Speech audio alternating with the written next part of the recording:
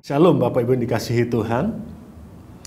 Salam sehat selalu dalam kasih dan anugerah Tuhan kita Yesus Kristus yang senantiasa menyertai kita. Apa yang ada dalam benak Bapak Ibu bila mana Bapak Ibu melihat ada seekor burung atau ada burung dalam sangkar? Saya percaya tentunya ada banyak dari kita yang akan berpendapat. Dan pendapat itu tentunya mungkin bisa sama, tetapi mungkin juga akan berbeda. Nah, kalau ketika saya melihat ada burung dalam sangkar, maka salah satu yang ada dalam benak saya adalah kalimat yang berkata bahwa burung tersebut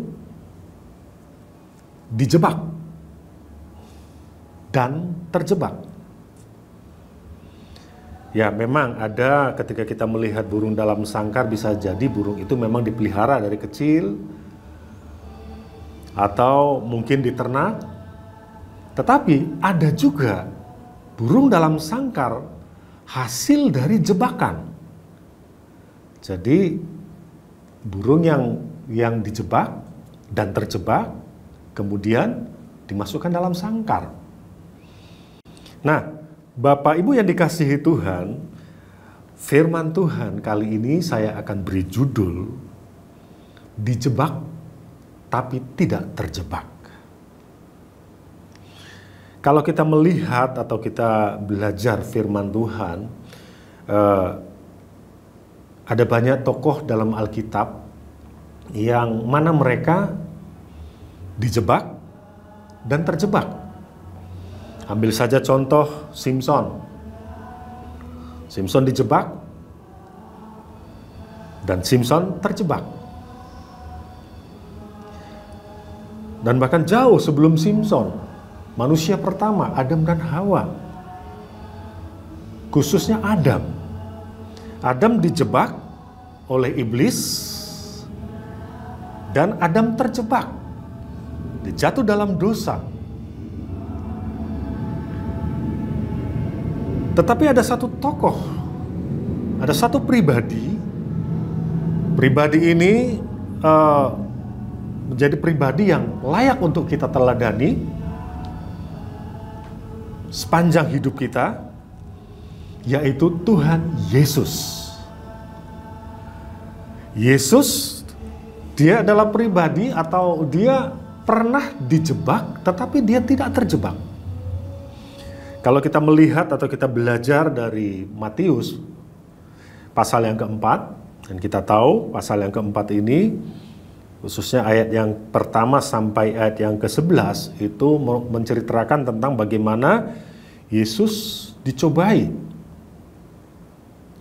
melalui peristiwa pencobaan yang kita baca dalam Matius pasal yang keempat ayat 1 sampai ayat yang ke-11. Di sana kita bisa melihat bagaimana upaya atau usaha dari si iblis untuk menjebak Yesus. Tetapi pada kenyataannya kita bisa melihat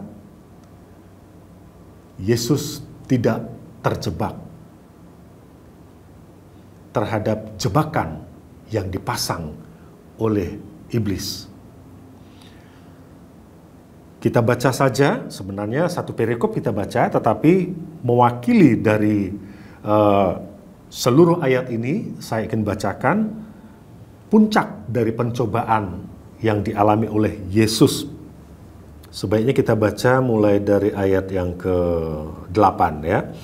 Dan iblis membawanya pula ke atas gunung yang sangat tinggi dan memperlihatkan kepadanya semua kerajaan dunia dengan kemegahannya. Perhatikan ayat yang ke-9. Dan berkata kepadanya, semua itu akan kuberikan kepadamu jika engkau sujud menyembah aku. Tetapi apa kata Yesus dalam ayat yang ke-10? Maka berkatalah Yesus kepadanya, "Enyahlah iblis, sebab ada tertulis, engkau harus menyembah Tuhan Allahmu dan hanya kepada Dia sajalah engkau berbakti." Bapak Ibu yang dikasihi Tuhan, seperti saya katakan tadi, dalam konteks pencobaan di padang gurun ini, iblis pada saat itu berupaya untuk menjebak Yesus. Tetapi pada kenyataannya, melalui pembacaan kita tadi, Yesus tidak terjebak. Dia dijebak, tetapi tidak terjebak. Saudara yang dikasihi Tuhan, Bapak Ibu yang dikasihi Tuhan, Yesus ketika dia dijebak oleh iblis, dia tidak terjebak. Dan kita sebagai murid-murid Kristus, kita sebagai pengikut-pengikut Kristus yang setia, kita belajar dari apa yang Yesus alami. Ketika Yesus dijebak, dia tidak terjebak. Saudara yang dikasihi Tuhan, selama kita hidup di dalam dunia yang fana ini, di dalam dunia ini penuh dengan jebakan yang ditanam oleh si jahat, yang ditebar oleh si jahat. Dunia ini penuh dengan jebakan. Tetapi kita mau belajar seperti Yesus.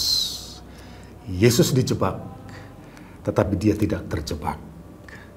Bagaimana caranya agar kita tidak bisa terjebak? Kita berpegang kepada firman Tuhan. Kita menjadikan firman Tuhan ini sebagai pedoman dalam kehidupan kita. Kalau kita melihat dalam Matius 4 ayat pertama sampai ayat yang ke-10 tadi, ketika Yesus dicobai, ketika Yesus dijebak, Yesus selalu memakai firman Tuhan. Indikasinya dia katakan, ada tertulis, sebab ada tertulis. Yesus melalui peristiwa pencobaan tersebut memberikan teladan kepada kita. Ketika kita menghadapi jebakan si jahat, jebakan si iblis, kita harus memakai firman Tuhan sebagai senjata perang kita untuk menghadapi dia, supaya kita tidak terjebak terhadap jebakan yang dipakai oleh iblis untuk menjebak kita. Saya percaya kita semua umat tebusannya adalah pribadi-pribadi yang mau seperti Yesus, yang mau hidup seperti Yesus, dijebak tetapi tidak terjebak. Haleluya. Tuhan Yesus memberkati kita semua. Amin.